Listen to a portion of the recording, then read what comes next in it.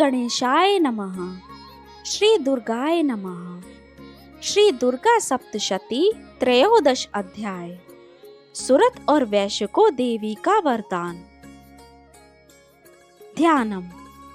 जो उदय काल के सूर्य मंडल की सी कांति धारण करने वाली हैं, जिनके 4 भुजाएं और 3 नेत्र हैं, तथा जो अपने हाथों में पाश, अंकुश, वर एवं अभय की मुद्रा धारण किए रहती हैं, उन शिवा देवी का मैं ध्यान करता हूँ।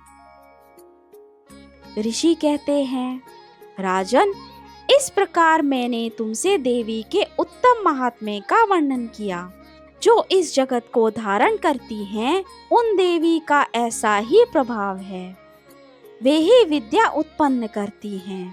भगवान विष्णु की माया स्वरूपा उन भगवती के द्वारा ही तुम ये वैश्य तथा अन्य विवेकी जन मोहित होते हैं, मोहित हुए हैं तथा आगे भी मोहित होंगे। महाराज, तुम उन्हीं परमेश्वरी की शरण में जाओ। आराधना करने पर वे ही मनुष्यों को भोग, स्वर्ग तथा मोक्ष प्रदान करती हैं। मार्कंडेय जी कहते हैं, मेधा मुनि के ये वचन सुनकर राजा सुरथ ने उत्तम व्रत का पालन करने वाले उन महाभाग महर्षि को प्रणाम किया। वे अत्यंत ममता और राज्य अपहरण से बहुत खिन्न हो चुके थे। इसलिए विरक्त होकर वे राजा तथा वैश्य तत्काल तपस्या को चले गए और वे जगदम्बा के दर्शन के लिए नदी के तट पर रहकर तपस्या करने लगे। वे वैश्य उत्तम देवी सूक्त का जप करते हुए तपस्या में प्रवृत्त हुए। वे दोनों नदी के तट पर देवी की मिट्टी की मूर्ति बनाकर पुष्प, धूप और हवन आदि के द्वारा उनकी आराधना करने लगे। उन्होंने पहले तो आहार को धीरे धीरे कम किया, फिर बिल्कुल निराहार रहकर देवी में ही मन लगाए एकाग्रता पूर्वक उनका चिंतन आरंभ किया। वे दोनों लगातार 3 वर्ष तक संयम पूर्वक आराधना करते रहे। इस पर प्रसन्न होकर जगत को धारण करने वाली चंडिका देवी ने प्रत्यक्ष दर्शन देकर कहा।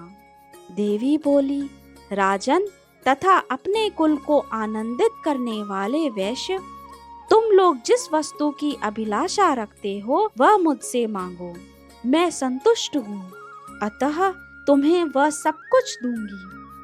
मार्कंडेय जी कहते हैं, तब राजा ने दूसरे जन्म में नष्ट न होने वाला राज्य मांगा तथा इस जन्म में भी शत्रुओं की सेना को बलपूर्वक नष्ट करके पुनः अपना राज्य प्राप्त कर लेने का वरदान मांगा।